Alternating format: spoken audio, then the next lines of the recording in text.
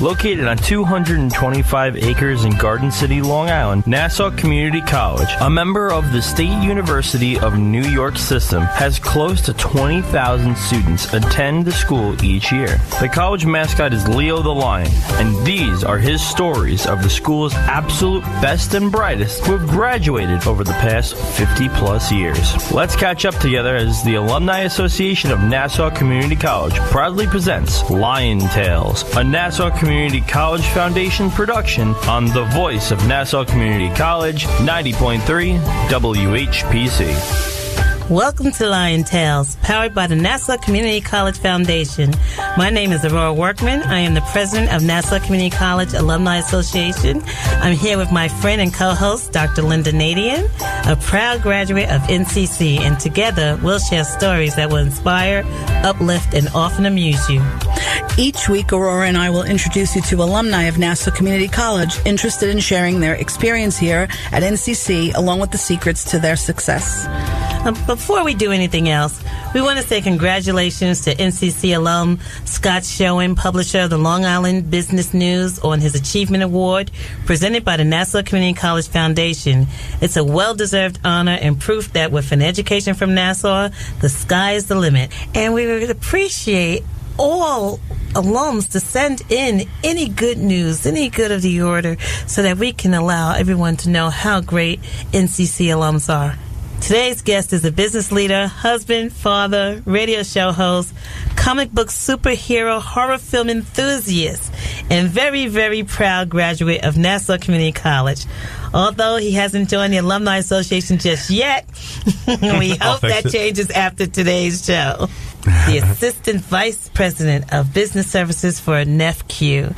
He plays a critical role in the management of sales activities for the credit union. Ray Schwetz, welcome to Lion Tales. Thank you very much. Welcome. So, Ray, our first question. When here at Nassau, why did you decide to attend Nassau Community College? Yeah, that's a good question. So what brought me here? Basically, I wasn't really sure what I wanted to do. I wasn't sure where I wanted to go. I wasn't sure what profession I wanted to take on. I was an artist. The things I'm enthusiastic about that you mentioned, the comic books, the superheroes, the horror films, that was kind of my thing. I love that. I love music. I loved art. I couldn't figure out how to turn that into a career, and couldn't see asking my parents to pay for college and to send me away someplace when I wasn't really sure what I wanted to do. So I felt a little lost, and sounds dramatic, it really, but as a teenager, you kind of feel that way. So I felt like I wanted to be close to home. When I went to the campus, I just felt I belonged there. I felt welcomed. It was a beautiful campus, as it is now. To me, it felt larger than life at the time, and being there was just a fantastic experience for me because I got to check out all different areas to explore in terms of thinking about future career and that sort of thing. And where did you go to school after you graduated? Well, after Nassau Community College, so I got my liberal arts degree in 1990, and I knew I had taken a class. One of the classes I took was in finance, and I wanted to stick on Long Island and go someplace where I could go at night school and work full time. And I went to NYIT, and I graduated from NYIT Old Westbury in '93. So 3 years in night school. What really though was great about Nassau Community College was you could explore anything. I mean, I took zoology, I took science fiction literature, I took film editing, I took a finance course, which was not available in high school, and that's actually where I started to find myself. Taking that course, I realized I had an interest in this, and so I'm very thankful to Nassau Community College because it just opened up my world. I mean, where else would I have had the guts to go out and take a zoology course? All of that was available. So many different areas to explore. Well, Ray, you've had a career spanning over 20 years. Can you tell us some of the positions you've held and jobs you've had since graduating? Sure. After graduating from NYIT, at the time I was working as a teller full-time, and then I would go to night school. After I graduated from NYIT, I went to TIA-CREF and began an 11-year career there in the city. every day back and forth. And I love New York City, and there's no place like it. And it was a very good experience for me being there because I was licensed. I learned about all the insurance products. I learned about sales. I learned about talking to people. I was very shy, if you can imagine that. And I was not comfortable talking on the phone for a great period of time, and I walked in a call center. So I learned to step outside my comfort zone and do things differently. So it was a great experience for me. Then after that, TICREF was changing its operations, its direction, where it was going in terms of their New York presence. It made sense for them to move to Charlotte, North Carolina, and to Denver, Colorado for a lot of what work I did, which was working with people. Mm-hmm. And, it didn't make sense to have this big call center in New York City where, you could half the cost in those other two cities. And I moved to a sales position and dealing insurance, and I thought, I'll be a rock star. I do a great job at TICREF. I'm going to be great selling insurance on my own.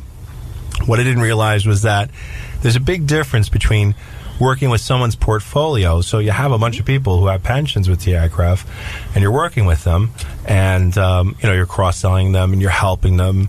It's a service-oriented job. It's not really sales. It's very different from starting from the ground up with nothing and building your client base. So it was there that I really learned, hard and fast how to sell to people something that they need and something that they want with, and then I could talk a little bit later about where I landed back in Long Island. And so what is just some of your philosophy in terms of being an active member of the community, and Sure. specifically how it relates to small business organizations? Why you think that's important as an AVP? Well, I think it's important to be involved, after leaving the city and coming to the island and getting back to banking again. I think it's very important to be involved in the community because for me to, understand a business and what it needs, I have to know what's going on with that business. Part of my success is that when I'm working with the business, I'm able to convey to local decision makers, hey, this is why it's important to do this loan deal. This business is going to beautify the area. There's a demand for this type of business. And what's great is that working in a local Long Island organization that does work, like NEFCU does, I'm able to talk to people who can make those decisions and understand why the business is where it is and what it's doing. You are listening to Lion Tales on the voice of Nassau Community College, 90.3 WHPC. I'm Aurora Workman, along with Dr. Lynnda Nadien, and our guest today is Ray Schwetz, AVP for Business Services at NEFCU and a proud graduate of Nassau Community College. What impact do you feel Tower Talk Radio has on the listeners in this political climate? What are some of your opinions related to why we need to have conversations related to small businesses and how supporting them in general would be able to create stronger financial services for the community? Yeah, that's a great question. Being involved in Tower Talk Radio for me is a great experience because I feel like the resources here at the college and the resources in the business community are, they should be paired up better. I do think that businesses that are in Long Island can really serve the college and vice versa through a partnership. So I always had this idea that I wanted to do a better job of working together with the college. In speaking with people at the foundation, they wanted to do something where they had a business leaders council where it was folks who would help advise the college from a business perspective, what kind of things business owners were looking for to have a partnership with the college. And then vice versa. Of course, the businesses would have the opportunity to perhaps present to the employees and to the students or whomever, or might get a better idea for how to approach that audience to do what they need to do do well in business. So Tower Talk was really an extension of that, in that there's a wonderful radio station here with great programming, and wouldn't it be a wonderful opportunity to highlight some of the local businesses on Long Island, talk about their accomplishments, talk about how they impact things, and for it to be not necessarily a lesson, because it's definitely entertaining to listen to Tanisha and I. Tanisha is my co-host, and to talk to business owners about some of the things that they experienced when they started up, some of their challenges, for it to be educational, but also to be entertaining and also to be informative. So that was really the goal behind the Tower Talk radio show. And, we do our best every week to make sure that's what we're doing, that we're hitting those 3 boxes. And Denisha Boston Hill, my co-host, is fantastic at covering all that. I just basically show up. She's both the beauty and the brains behind that project. Well, including chairing the NCC Foundation Business Leaders Council, I know that you're involved in many Long Island small business organizations and the Long Island Small Business Hub Networking Group. Can you tell us about your role on that? Sure, absolutely. Networking is something that's imperative for businesses, and that's something I learned when I came back to Long Island banking. If you really want to understand a business's needs and meet people who are influential and understanding what you do and perhaps referring your business, you need to be out there. You need to be networking yourself. And while NEFCU is a well-known organization amongst teachers on Long Island, it's less known in the business world for what we can do. So I knew that, I didn't necessarily have the marketing budget of, say, a Citibank or a Chase, but, I can present myself well and speak with people and help them understand what I can bring to the table for them. So if I do that in person in networking, I think that that's a powerful thing. And, that truly is when I'm networking, what I consider first and foremost is when I meet someone.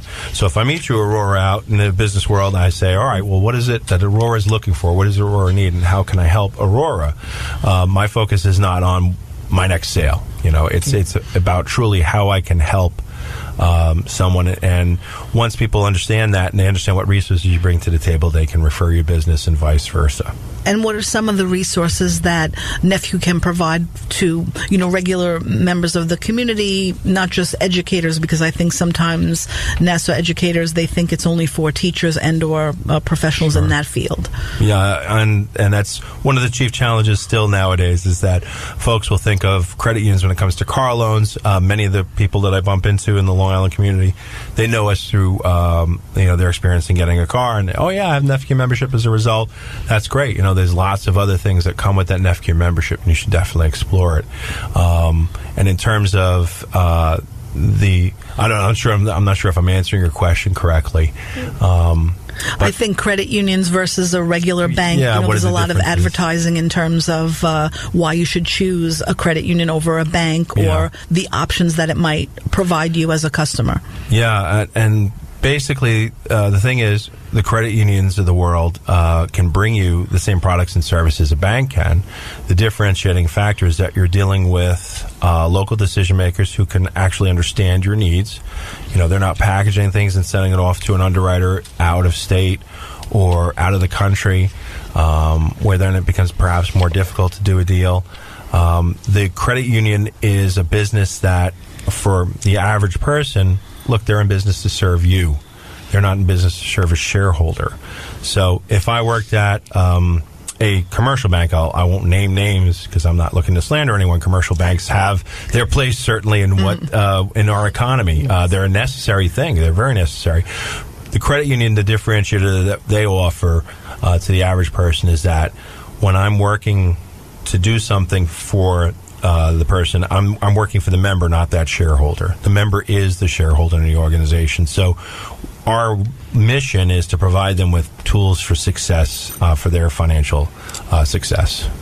You are listening to Lion Tales. Our guest today is Ray Schwetz, AVP for Business Services at NEFCU. My name is Lynnda Nadien, along with Aurora Workman, on the voice of Nassau Community College, 90.3 WHPC. This is Mario Andretti. You know me as a race car driver, but I'm also a Meals on Wheels volunteer.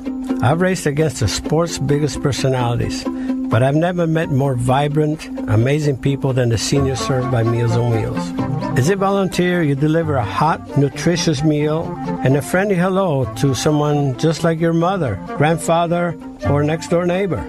These seniors are inspiring people with incredible stories to share, and they love to see you. The smiles you get back are priceless. Delivering with Meals on Wheels is easy, and you don't have to drive like me for it to be quick. You can volunteer your lunch break once a week or just once a month. With 1 in 6 seniors facing hunger and many more living in isolation, your lunch break